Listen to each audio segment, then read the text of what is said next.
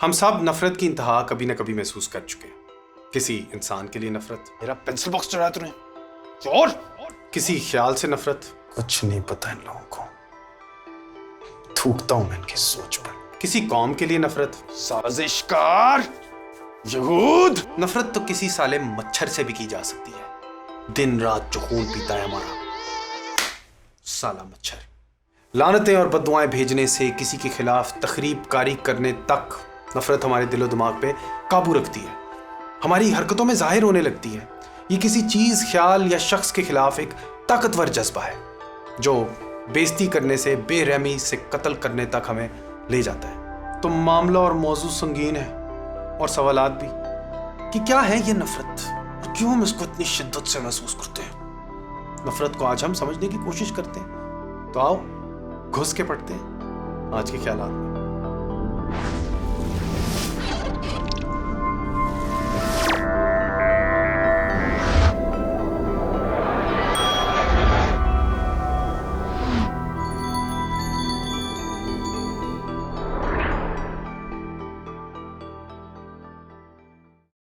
आपने शायद नोट किया होगा कि किसी से नफरत होने से पहले उस पर गुस्सा चढ़ता है। ये प्रीकर्सर है नफरत का। तो इससे जायज है ये समझना कि गुस्से का नफरत से कोई बुनियादी ताल्लुक है। गुस्सा कब आता है, क्यों आता है? गुस्सा तो हमें अपनों पे भी आ जाता है, मगर नफरत हमें सिर्फ किसी गैर से ही होती है ना। जैसे who am I asking? You could be a sociopath for all I know, in which case you got bigger problems. खैर, तहकीक से तो ये पता चल रहा है कि हम जैसे आम लोगों में नफरत अजनबीपन या लाताल्लुकी से जन्म लेती है कि हम उस ख्याल या उस इंसान को अपने से अलग मानने के बाद ही उससे नफरत कर पाते हैं। ये यकीन कि अगला मेरे जैसा नहीं है, कि ये लोग हमारे जैसे नहीं हैं। फिर इस नतीजे पे हम आते हैं कि हिंदुत्व हिंदुओं को मुसलमानों से बालातर समझने लगती है, या मुसलमान हिंदुओं से अपने आप को बेहतर मानने लगते हैं। तो नफरत फिर इस रिश्ते का इजहार बन जाता है। एक दूसरे के दरमियान फर्क ढूंढने से तफरीक पैदा होती है। अलहदगी इख्तियार करनी अपनी हिस्ट्री, अपनी नस्ल, अपनी पर्सनालिटी, अपनी बिलीफ्स में, नफरत यहां से जन्म लेती है।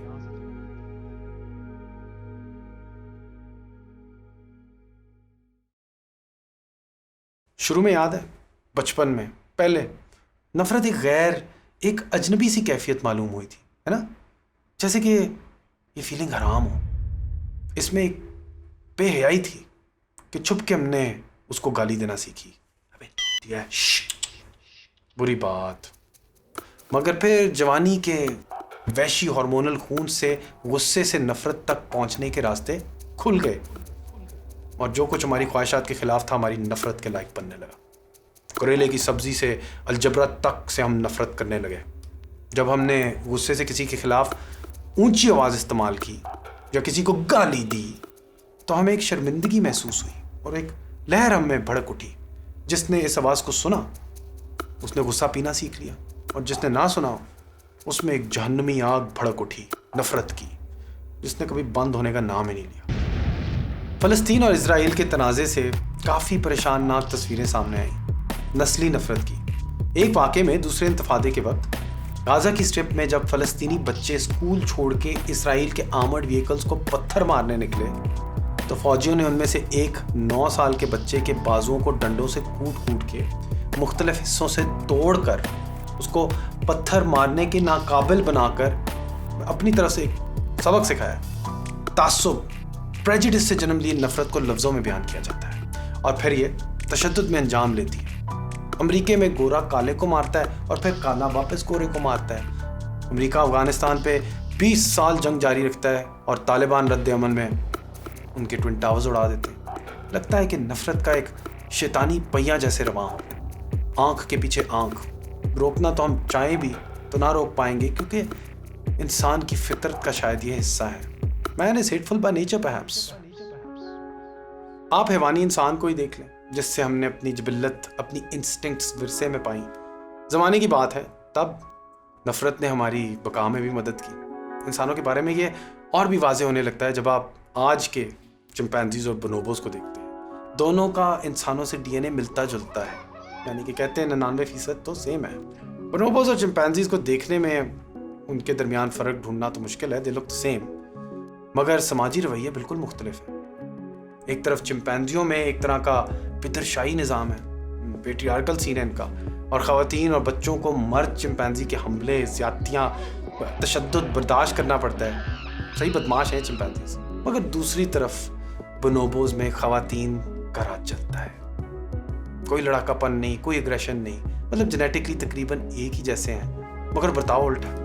इसका सबब एवोल्यूशनरी बायोलॉजिस्ट कहते हैं इनके मकाम में है, जियोग्राफिकल लोकेशन का चक्कर है। मतलब 60 लाख साल पहले कॉन्गो दरिया के आर पार चिंपैंजीज और बोनोबोज अलहदा हो गए। कॉन्गो के शुमाल में चिंपैंजीज और कॉन्गो के जुनूब में बोनोबोस। जुनूब में रिस्क पाना आसान था, खाना बहुत था सबके लिए, मतलब कि खाने के ऊपर लड़ने की कोई ज़रूरत नहीं थी। मगर शुमाल में हालात मुश्किल थे, खाना लिमिटेड था, तो चिंपैंजीज ग्रोह में बट के एक दूसरे से खाने पर लड़ते थे। और कत्ल तो आम है भाई चिंपैंजीज में, अपनी 4 दीवारी की चौकीदारी रोज़ाना करते हैं, और अगर किसी और ग्रोह का चिंपैंजी नज़र आता है तो उसे चीर फाड़ के उसे खा जाते हैं। बच्चों को भी नहीं बख्शा जाता, ना ख़वातीन को। खाने की किल्लत में एक अजनबी से दुश्मनी रखना कामयाब स्ट्रैटेजी है अपनी बका के लिए। अगरचे आज भी चिंपैंजीज बोनोबोस से ज़्यादा जारहाना पाए जाते हैं। They're brutal fighters। जाहिर तो ये हो रहा है कि बर्ताव के मामले में इंसान भी चिंपैंजीज की ही तरह है, अपने ग्रुप के मामले में शफीक और करीम, मगर दूसरों के मामले में मगरूर और मुकाबला अंगेज। इंसान में इस नफरत के रुझान की एक हयातियाती भी वजह है, हमारे जहन की वायरिंग। मुताले से ये मालूम हो रहा है कि अमेरिका के स्कूलों में मैस मर्डर करने वाले सारे शूटर्स कम उम्र के मर्द थे। एक तहकीक इन वाक़यात की नफ्सियाती वजूहात की तरफ मुतारिफ करती है कि ब्रेन का एक हिस्सा है प्री फ्रंटल कॉर्टेक्स। ये हिस्सा मुस्तकबिल का सोचता है, हाइपोथेसाइज करता है, वैल्यूएट करता है, फ्यूचर प्लानिंग करता है। इस प्री फ्रंटल कॉर्टेक्स की मदद से इंसान अपना इस दुनिया में मकसद बयान कर पाता है, अपनी कदरों के हिसाब से फैसले कर पाता है। और ये ब्रेन का हिस्सा हमारा सबसे आहिस्ता डेवलप करने वाला हिस्सा है। मतलब जवान मर्द जिस्मानी कुव्वत तकमील तक ले आया पहुंचा होता है, मगर उसका अभी तक ये फैसला करने वाला हिस्सा पूरी तरह डेवलप नहीं हुआ होता। साथ में हार्मोन्स की गर्मी रगों में से दौड़ रही होती है, और अगर ये मर्द किसी सदमे में से गुजरे तो इनका गुस्सा नफरत की राह पर आसानी से आ जाता है। ये अफराद फिर अपनी नाकामी और मायूसी से जन्म लिए गुस्से का इजहार दुनिया में हेट क्राइम से करते हैं। क्या ये नौजवान बिगड़ गए हैं या इनकी मदद भी की जा सकती है? It seems you can help them, नौजवान को एक महफूज माहौल फराहम करके। हम इसका सबूत दुनिया में भी देखते हैं कि लोग जो तकलीफ दे सूरत हाल से आते हैं वो आगे दुनिया में तकलीफ ही फैलाते हैं। ब्रेन की डेवलपमेंट और हार्मोन्स के चेंजेस जवानी में आपकी जीन्स मुतय्यन करती है, और उसको हम अभी तब्दील नहीं कर सकते, मगर बचपन के तजर्बात को कंट्रोल किया जा सकता है। अगर समाज में बच्चों को नफरत और जुल्म मिलेगा तो समाज को बच्चे वापस नफरत और जुल्म ही लौटाएंगे। अमूमन सोचा जाता है कि नफरत मनफी सोच और जज्बात का ज़हूर है, मगर एक वजह नफरत का प्यार भी है। प्यार अपने ग्रोह से या अपने पसंदीदा इन ग्रुप से। कुछ वाक़यात में लोग दूसरों पर तशद्दुद नफरत की वजह से नहीं, मगर अपनों से हमदर्दी की सबब करते हैं। अपने ख़ानदान, अपने कबीले, अपने मुल्क की मोहब्बत में तशद्दुद पर उतर आते हैं। जब उनको कोई अपना ख़तरे में नज़र आता है ना, तो हर इखलाकी हद पार करना जायज़ भी नज़र आने लगता है। कई दफ़ा तो नौजवान को ज़हन नशी करवा दिया होता है कि अपने से प्यार करने का इजहार दूसरे से नफरत करने से ही होता है। They hate us because they ate us see. आप पाकिस्तान इंडिया के मामले में ही देख लो, दोनों माजी की बरतानवी कॉलोनीज़ एक बॉर्डर के अलावा कदीम तारीख, ज़ुबान, कपड़े, खाने, त्यौहार, रंग और बहुत सी ऐसी जड़ें शेयर करते हैं, मगर नाता एक दूसरे से नफरत की बुनियाद में ही समझते हैं। वैसे पाकिस्तान से सबसे बड़ी देखो बेटी, मेरी प्यारी सी गुड्डू रानी गुड़िया में अनगिनत कोशिशें करने के बावजूद पिछले 70 सालों में अमन नहीं ला पाए, बल्कि अभी तक कौमी शनाख्त एक दूसरे से दुश्मनी में ही अपनी पाते हैं। मतलब आप पाकिस्तानी तब तक नहीं जब तक आप इंडिया से नफरत नहीं करते, और आप इंडियन तब तक नहीं जब तक आप पाकिस्तान से नफरत नहीं करते। और ये दो ममालिक के दरमियान नफरत का रिश्ता और भी पेचीदा हो जाता है जब इदारे इस नफरत का फ़ायदा उठाने लगते हैं। सियासतदान और मीडिया का तो सदियों से रवैया रहा है कि अवाम के खौफ को इस्तेमाल करके उनको अपने मकसद के लिए हथियार बना लेना। ये जिल्लत, ये हकारत, ये तासुब इनके रास्ते फितरत में कहीं गहरे छपे हुए हैं। नफरत हमारी प्रीसेट राय है किसी नई चीज के लिए, क्योंकि इसके जज्बात हैं अब इजीली एग्जीक्यूटेबल, रास्ते पहले के छपे हुए हैं। इसीलिए एक सिपाही किसी और इंसान को मारने की काबिल भी होता है। कोई अजनबी है, अनजान है, you don't know their story, और मारना भी दूर से ही है। एक राइफल के स्कोप में बस एक रेड डॉट है, क्यों 1 किल। जितना कम जानोगे उतना उनसे डरोगे, जितना उनसे डरोगे उतनी आसानी से उनसे नफरत कर पाओगे। ऐसे सीखते हैं हम सब डीह्यूमनाइज करना। शुरू होता है सब खुद से। क्या आप अपने आप को मुकम्मल तौर पे कबूल करते हो, अपनी सारी खूबियों के साथ, और मोर इम्पोर्टेंटली अपनी खामियों के साथ, अपनी कमजोरियों के साथ, और फिर भी अपने आप के साथ ओके हो ना। कुछ लोग अपनी खामियों को कबूल नहीं कर पाते और फिर दूसरों की खूबियों से नफरत करने लगते हैं। I hate him and his arrogance. सच तो ये है कि जब ये नफ्सियाती खामियां हम अपने नफ्स में पहचान लेते हैं तो फिर ही हम दूसरों से हमदर्दी रख पाते हैं कि I am not perfect and neither are others, we are imperfect beings. और ये दुनिया इसीलिए एक इम्तिहान है। मतलब एक दूसरे को जानने लगे, एक दूसरे के साथ बैठने लगे, खाना खाने लगे, टाइम गुजारने लगे, कनेक्ट करने लगे, तो हकीकत सामने आ जाएगी कि वो भी आप जैसे ही हैं, इंसान है। चल अपना ख्याल कर, रमजान का महीना है, रमजान के महीने में चल मुझे अच्छा नहीं लगता। लोग के दुआ में याद रख। चल कहते हैं कि नफरत कभी भी जायज़ नहीं। क्या हर केस में जायज़ नहीं? एक बच्चे को उसके साथ बदमाशी करने वाले से नफरत हो जाती है, एक औरत को अपने बेवफा शौहर से, इंसानी हकूक के लिए लड़ने वाले को नाइंसाफ़ी से नफरत है, एक किसान को ज़मींदार से नफरत हो सकती है, कम्युनिस्ट को कैपिटलिस्ट से नफरत है, और अहमदियों को उनको मारने वाले से यकीनन होगी नफरत। आप उस इंसान के साथ क्या करोगे जिसने आपके साथ ज़बरदस्ती की, जिसने आपके अजीज़ को जलील किया हो?